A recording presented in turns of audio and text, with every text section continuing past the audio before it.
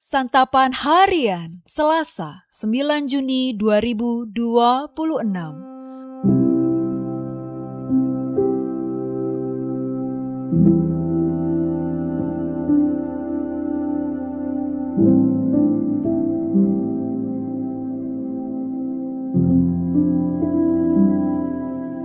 Inilah program Santapan Harian, sebuah program yang mengajak Anda menelusuri isi Alkitab, agar Anda menemukan makna firman Tuhan sesuai dengan konteksnya. Santapan Harian tertuju bagi Anda yang ingin memiliki kehidupan rohani yang segar, kuat, dan sigap. Hari ini kita akan membaca 1 Korintus pasalnya yang ke-15, ayat pertama hingga ayatnya yang ke-11. Namun sebelumnya, mari kita berdoa. Kristus Sang Gembala Agung, jauhkan kami dari hati yang acuh terhadap firman-Mu. Bukalah telinga kami agar peka mendengar suara kasih-Mu. Bentuklah kami menjadi pribadi yang mencerminkan terang-Mu. Di dalam dekapan cinta kasih-Mu yang lembut, Kristus Yesus, kami berdoa. Amin. 1 Korintus 15 ayat 1-11. Sekarang saudara-saudara, aku mau mengingatkan kamu kepada Injil yang aku beritakan kepadamu dan yang kamu terima dan yang di dalamnya kamu teguh berdiri.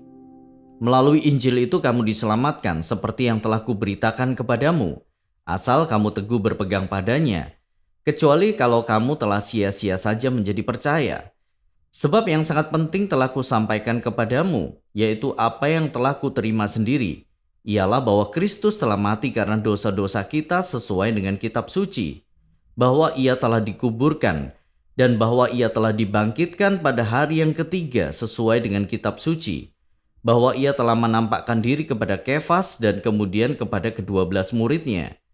Sesudah itu ia menampakkan diri kepada lebih dari 500 saudara sekaligus. Kebanyakan dari mereka masih hidup sampai sekarang, tetapi beberapa di antaranya telah meninggal. Selanjutnya ia menampakkan diri kepada Yakobus, kemudian kepada semua rasul.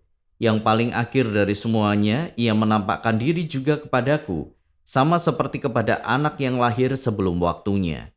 Sebab akulah yang paling hina dari semua rasul, bahkan tidak layak disebut rasul, karena aku telah menganiaya jemaat Allah. Namun karena anugerah Allah, aku ada sebagaimana aku ada sekarang. Dan anugerah yang diberikannya kepadaku tidak sia-sia. Sebaliknya aku telah bekerja lebih keras daripada mereka semua.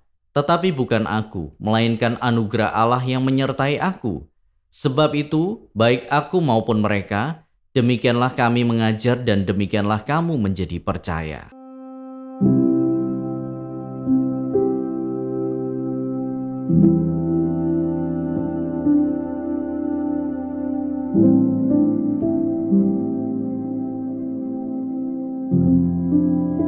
Sahabat Scripture Union Indonesia, seorang pemahat kayu tua terkenal karena keahliannya mengubah balok kayu kasar menjadi patung yang bernilai tinggi.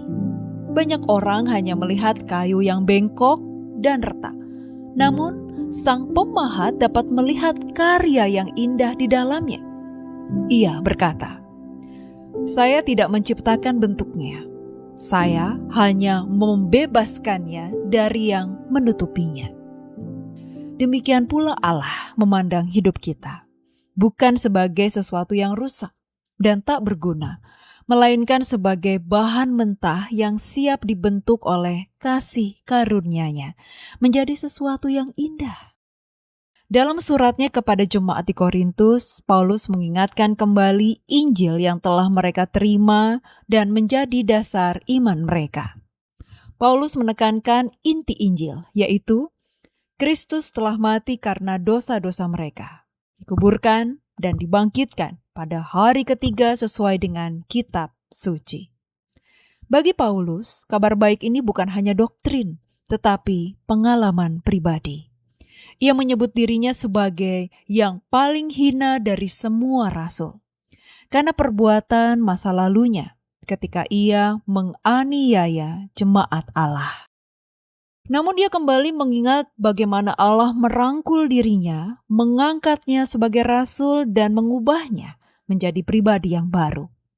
Kini ia menyatakan betapa besar anugerah Allah yang menyelamatkannya dan menyertainya, yang menjadikan dirinya pengajar serta saksi Injil yang kuat. Tidak ada satupun dari kita yang terlalu rusak untuk dipakai oleh Allah.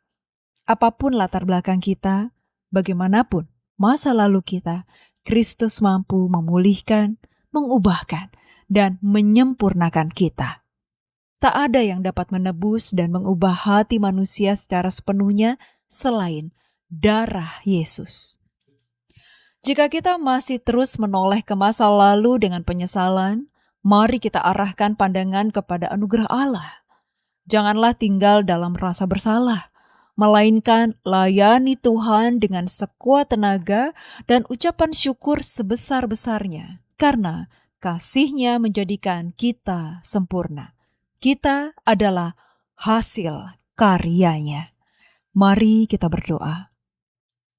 Kristus yang agung, ketika dunia melihat kelemahan dan kegagalan kami, Engkau tetap memandang hidup kami sebagai tanah liat yang berharga di tangan kasih-Mu. Dengan sabar dan penuh anugerah, bentuklah hati kami yang rapuh ini menjadi karya yang indah, kuat, dan berguna bagi kemuliaan nama-Mu. Kami percaya bahwa tidak ada hidup yang terlalu hancur untuk dipulihkan oleh kasih karunia-Mu yang ajaib. Di dalam damai dan cinta-Mu ya Kristus, kami berdoa. Amin.